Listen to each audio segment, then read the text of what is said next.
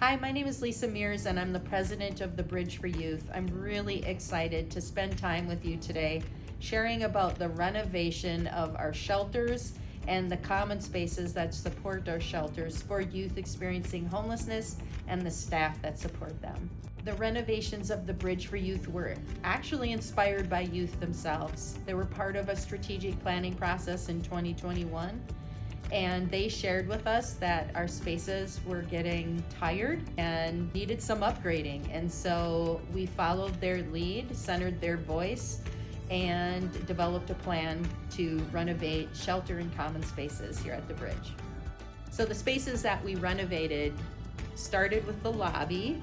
As youth walk into the building, the lobby was renovated to make it feel more welcoming and to give them access to some basic needs like food and water.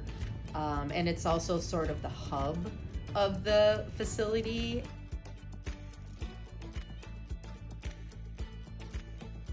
We also renovated our youth response center so that it felt more trauma informed for youth when they come in for the first time to the Bridge and have that initial entry point through their intake and their assessments.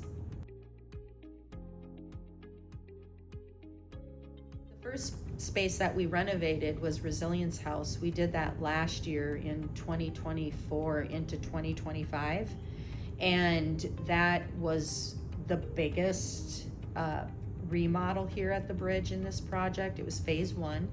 And in that space, we actually knocked out a wall to bring more natural light into the space. We changed the lighting, we changed the flooring, we changed the furniture. We also did entire new furniture in all of the rooms and painted all of the rooms. So there isn't a wall or a surface that hasn't been touched in Resilience House. We also updated Gloria's place. We updated the furniture in their living room. We built out an entire kitchenette on that floor. It did not have a kitchenette. It meant that young families, the parents had to go down 2 floors to access the kitchen.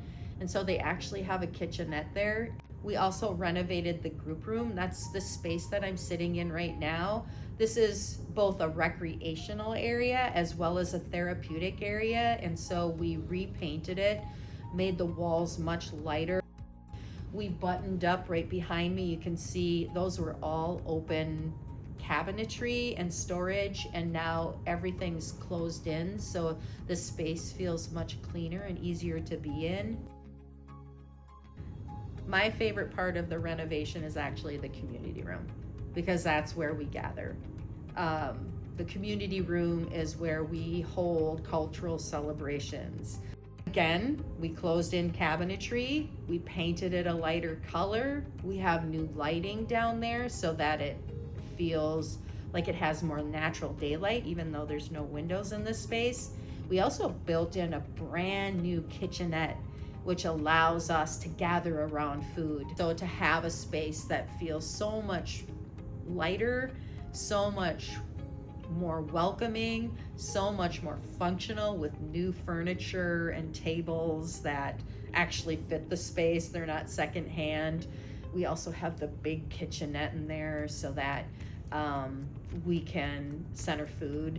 At the Bridge for Youth, we believe that youth hold the wisdom to their well-being, and so centering youth voice in the design and the creation of the space throughout this renovation process and in continuing to engage them was really impactful. It was the key to the success of this project. The most important part of the renovation, 2 years in length, is that we centered youth voice. We centered their wisdom and we centered their needs. This is their home temporarily. And so we wanted to make sure that youth felt safe, that they felt accepted in this space, and that the space supported their healing journey while they were here, and that they could identify as they moved about the space, it felt like they could fit in here. I'd like to thank our partners on this project.